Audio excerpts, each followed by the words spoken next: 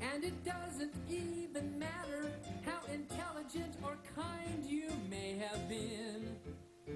You just can't win. It was all over before it began. You were doomed in the fall of man. You can't win. I was dead. Well, the other scamlet I wanted to hit today, which is basically just called sin, and it's a control mechanism. And sin is some slight or some insult against some imaginary critter that's called God. When you start talking about sin, you have a lot of problem with omniscience, right? If God knows everything, then He knows what you're going to do, right? And how can you possibly offend God by doing what you're going to do? After all, God created everything. And if He's omnipotent, how can He be offended by anything? How can He be affected by the thoughts or the actions or the whatever you're doing in bed? Why would an omniscient and omnipotent person care or being care? So sin is an emotional control mechanism as far as I'm concerned, and it plays on people's fear because they want to go to heaven. They've decided this heaven, this future reward that I've talked about before is a good thing, and sin is the means to get there, and that's the hoops they're going to make you jump through. And I wanted to talk about original sin,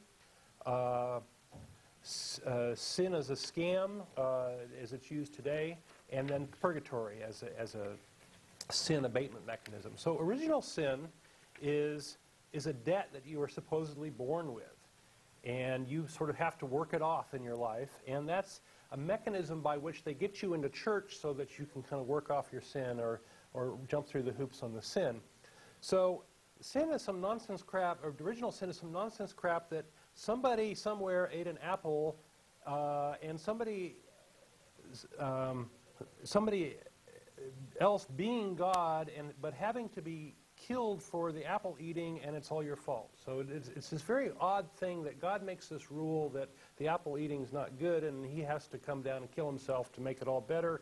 And this original sin is all sort of an emotional shell game, and so Jesus ends up sort of being the vessel for this sin, and so you owe this debt to Jesus somehow. And you must fix this problem somehow. You must pay your debt to Jesus, or you'll go to hell. It's a mind game that they play with you. So it is particularly bad when they deal with teenage boys, I think. And you're going to go to hell if you obsess about sex, but they tell you not to think about it. So it's just this deliciously evil thing where they play this mind game with teenage boys and teenage girls, for that matter, right? So it's a perpetual state of guilt. And so that's the original sin. It's sort of lays this groundwork of this perpetual state of guilt. And how do they use that? Well, today they use this sin as a kind of a shell game. So under normal circumstances, when you harm someone, you owe a debt sort of to that person, or you have to make amends to that person, or you have to address that particular problem. But with sin, you're harming someone else is an affront to God, and you end up owing the church money or penance, or you have to go say the rosary or do some sort of confession thing in order to get rid of that.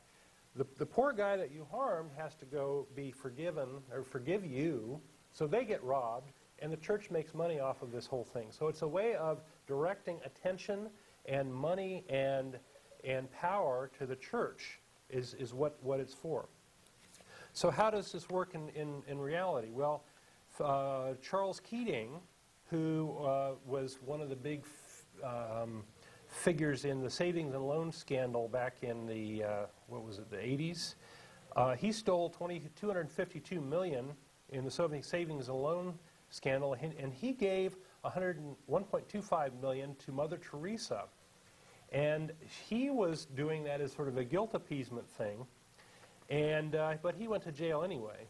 So the court system ended up asking Mother Teresa for this money back because it was ill-gotten. And she figured out ways to slip out of that and basically ignored the request. And so the church effectively made money off of this off of this little scam. So that's the kind of thing they do, is they get money as guilt appeasement and so on. Finally, I wanted to talk about purgatory, and this is more of a strictly Catholic thing. And so purgatory is a place that you supposedly go to after you die, where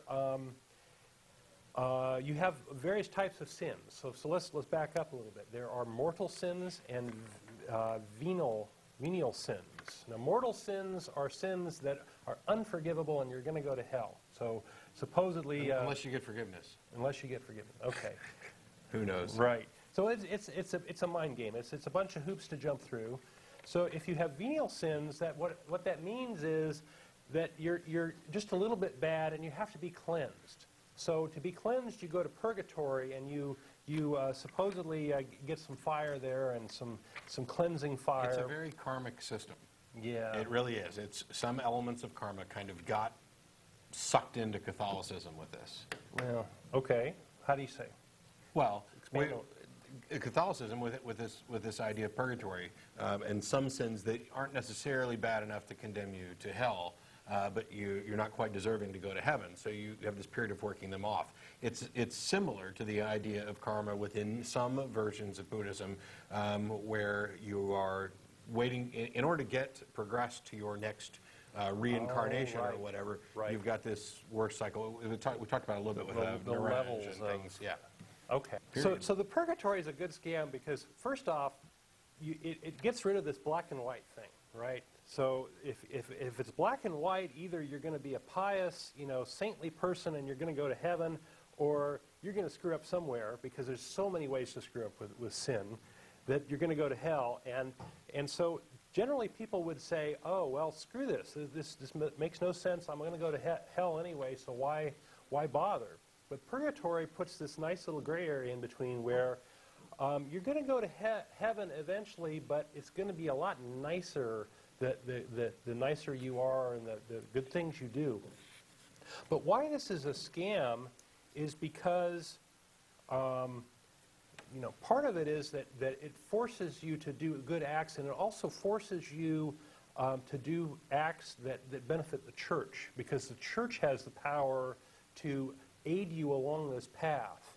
And they have this notion of prayers for the dead and this notion of indulgences where you can pay the church money and have yourself or your relatives who have recently died be aided along in the path towards heaven in this purgatory thing. And so this indulgences and this particular scam, this prayer for the dead thing, was one of the big rifts that grew, that was the beginnings of the Protestant church. So Martin Luther protested this notion of indulgences because it was hopelessly abused. And of course, it's a scam. I mean, it was constructed as a scam. Yeah. And so here's from the Catechism of the Catholic Church, number 211, how can we help souls being purified in purgatory? And the answer is, because of the communion of saints, the faithful who are still pilgrims on the earth are able to help the souls in purgatory by offering prayers and suffrage for them, especially the Eucharistic sacrifice. They also help them by almsgiving, indulgences, and works of penance. So these last things, almsgiving is giving to charity, indulgences is giving money to the church and as a favor, and works of penance is much the same thing as acts. So anyway, so purgatory is a great scam, and it capitalizes on this sin. And even the Protestant churches who don't believe in this purgatory use the earlier version that I just gave, where you have this shell game of responsibility. And under it all, we have this original sin. And this original sin, I think, is why evolution is such a big topic. And how do we get from sin to that? Well, original sin is supposedly what Adam and Eve inherited by eating this fruit.